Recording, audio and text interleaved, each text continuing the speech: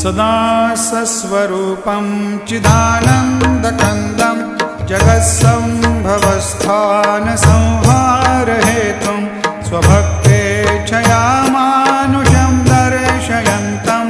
नमामीश्वरं सद्गुरुं साईनाथं